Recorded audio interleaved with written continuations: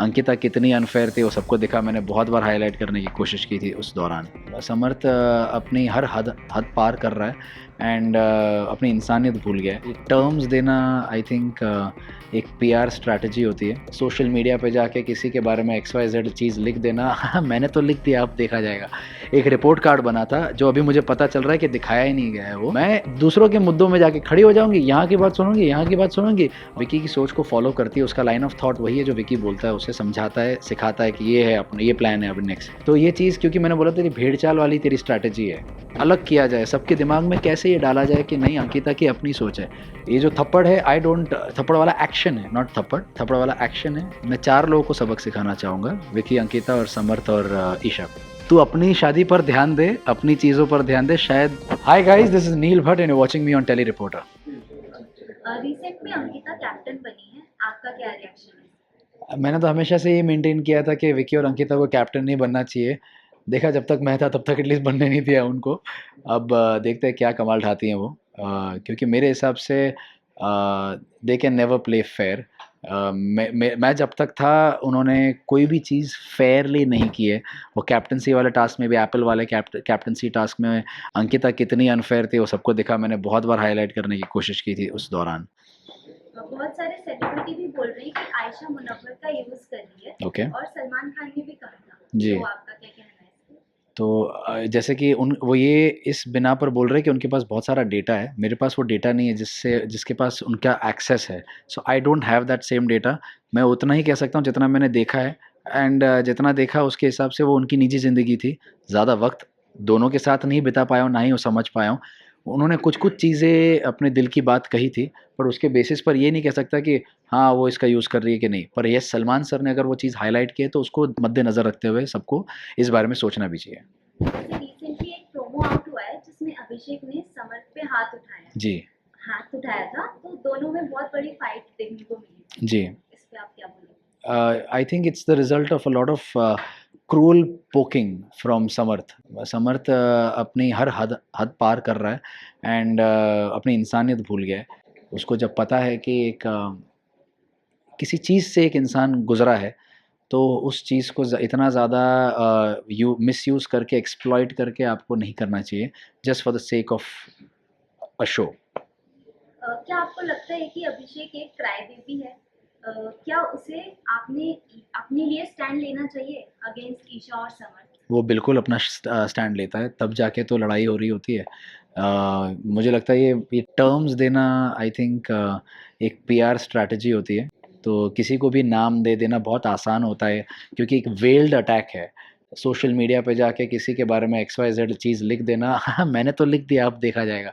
वो पिकअप होती है चीज़ अननेसेसरीली एंड इसको बढ़ावा ना देना हमारा काम है, आपका और मेरा। तो आई थिंक ऐसे नाम ना दें, टैग्स ना दें लोगों को तो बेहतर होगा। क्या मन्नारा जेलस है मुनव्वर और आयशा की दोस्ती से? मैंने ये चीज़ मनारा को उसको मुँह पे बोली थी कि I think you have some unrealised feelings for Munawar which आपने खुद ने रियलाइज़ नहीं किया है। तो आई थिंक जिस दिन आपको रियलाइज़ेशन आएगा तो आपको समझ में आएगा आपके आपके बिहेवियर पैटर्न्स क्या है। उन्होंने मुनव्वर को ये सामने से कहा था कि आई डोंट नो मैं क्यों ऐसे रिएक्ट कर रही हूँ, आई डोंट नो मैं क्यों ऐसा बोल रही हूँ, लेकिन मैं बोल रही हूँ।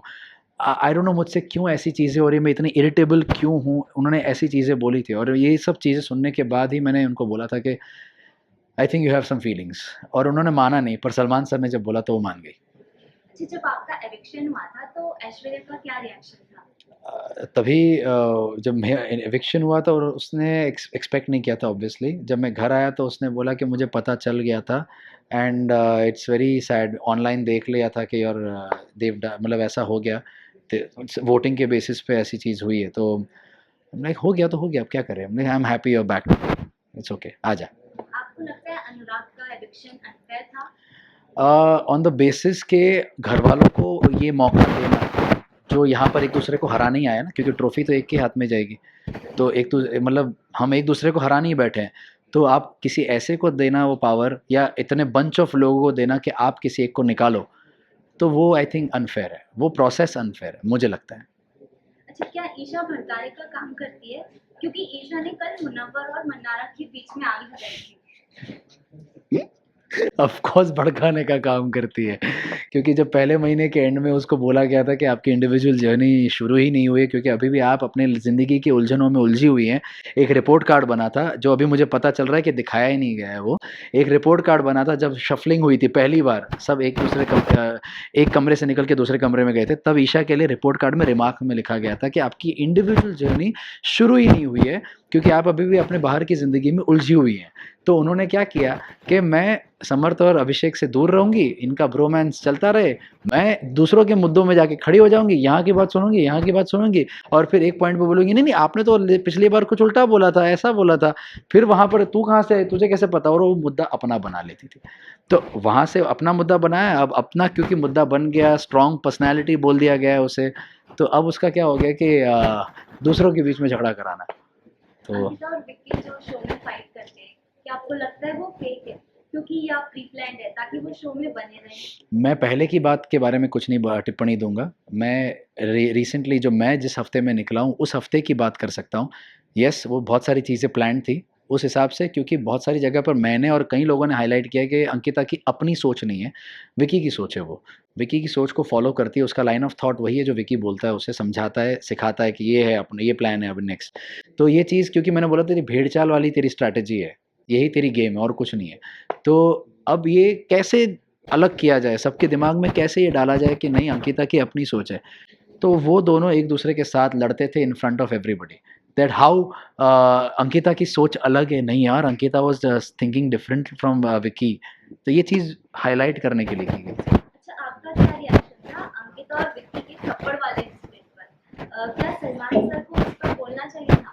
ऑफ कोर्स बोलना चाहिए, पर जब भी उनकी मर्ज़ी है, if he wants to highlight that और नॉट।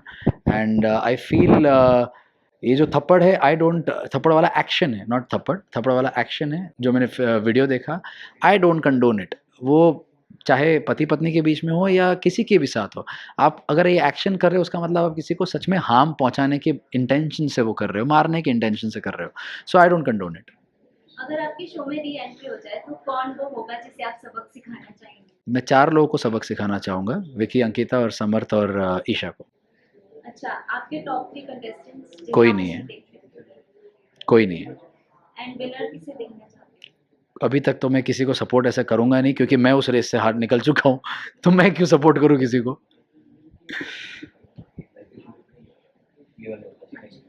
आज की लाइव फीड में विक्की बोलता है कि नील को पता था वो जाने वाला है, इसलिए उसने पहले ही राशन खत्म कर दिया अपना। अच्छा, कौन-सा राशन खत्म किया? घर, अरे वो पूरे कमरे का राशन मैं पूरा खा के बैठ, इसलिए मैं इतना पतला होके आया हूँ। वॉव! देखो इसमें भी क्या फेक नैरेटिव है विकी का। विक्की बोलता है कि नील को ऐश्वर्या का डर था, वो उससे बहुत डरता था। वो तो फेक नैरेटिव कितना स्प्रेड करते हो, तो बिग बॉस बार-बार उसको रोक चुके हैं, अब मैं क्या ही बोलूँ विक्की भैया को। इसी चीज़ को लेकर हम उसकी टाँग खींचते थे, उसको सुनाते थे कि इतना ऑब्सेस्ड क्यों है हमसे? तू अपनी शादी पर ध्यान दे, अपनी चीज़ों पर ध्यान दे, शायद सँभल जाएँगी चीज़ें। इतना ही बोल सकता हूँ मैं। ओके, और जाते-जाते फैंस को क्या मैसेज देना चाहेंगे? Guys, thank you so much for all the love and support. Because of your love and support, I have reached till this point. 11 हफ्तों तक मैं शो में टिका रहा, and I think it's a very decent feat and respectable feat for me personally. And इस चीज़ का मैं ऋणी रहूँगा।